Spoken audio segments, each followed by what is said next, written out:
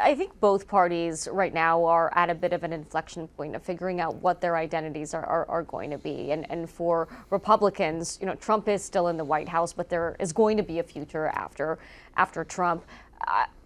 There's like what you might hope the Republican Party will become, and then there's where you actually see from a distance, because you do have some room right now, some space to take a bird's eye view, Charlie. Where do you see the party headed in this moment?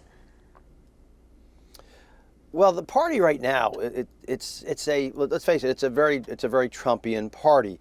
And then how do you define Trumpism? I used to have some definitions for it, although they've changed in recent months a little bit. I always thought it was about protectionism, isolationism, not so much nativism, right now. Yep. Some will say nihilism at times, and populism for sure, unilateralism. But lately there's a lot more interventionism and imperialism, and maybe a little less isolationism.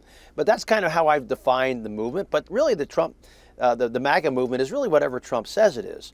And so the Republican Party has become a pro-Trump party. And so when Donald Trump eventually gets off the stage at some point, there is going to be a real fight about the future of the party, because there are a lot of Republicans who are going along with this whole, MAGA, America First movement, but aren't real enthusiastic about it on issues like tariffs or walking away from allies and cozying up to Putin. And I can go on to another, questioning the independence of the Federal Reserve.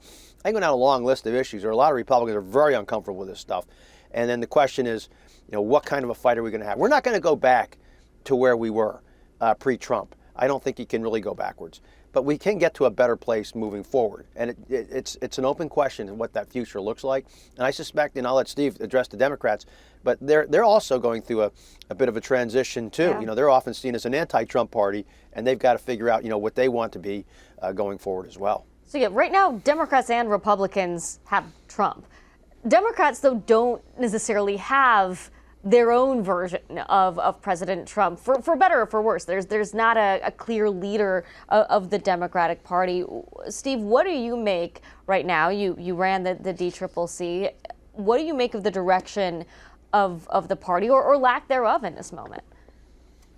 Well, first of all, yeah, we don't have a Donald Trump right now because we don't have a presidential candidate, a presidential nominee. Presidential nominees, top of the ballot, define the rest of the party. And right now, the definition of the Republican Party is President Trump. He's in the White House.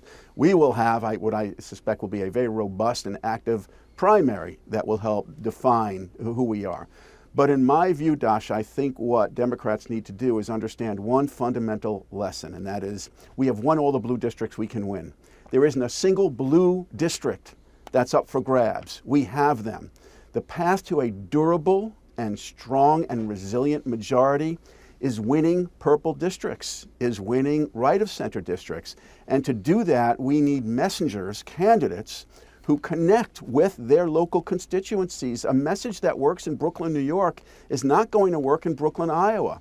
And so we need to recruit and cultivate and support Democratic candidates who can compete effectively in those districts, win those districts, and resonate with their individual electorates without being held to an ideological purity test. I want to win. I don't want to have a 100% score on a purity test. Do you think Democrats have learned that lesson from 2024? Have they learned it enough?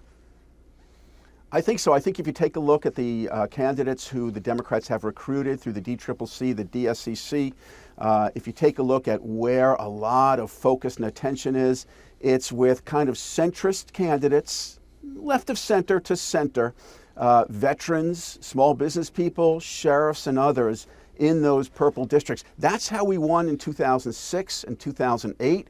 That's how we won in 2018 to a great extent. That's a recipe.